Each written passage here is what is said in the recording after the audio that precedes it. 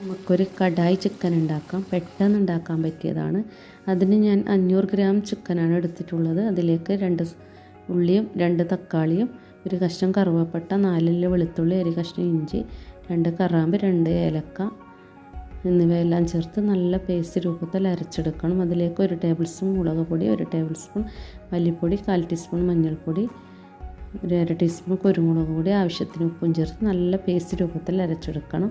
അങ്ങനെ അരച്ച കൂട്ടി ചിക്കനിലേക്ക് ചേർത്ത് നല്ലപോലെ മാരിനേറ്റ് ചെയ്ത് അരമണിക്കൂർ വെക്കണം.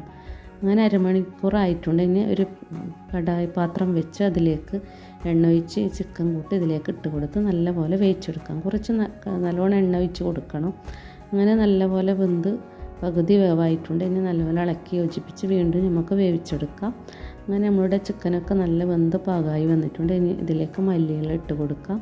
അങ്ങനെ നമ്മളുടെ ചിക്കൻ കറിയൊക്കെ റെഡിയായി. അങ്ങനെ ഈ വീഡിയോ ഇഷ്ടപ്പെട്ടാൽ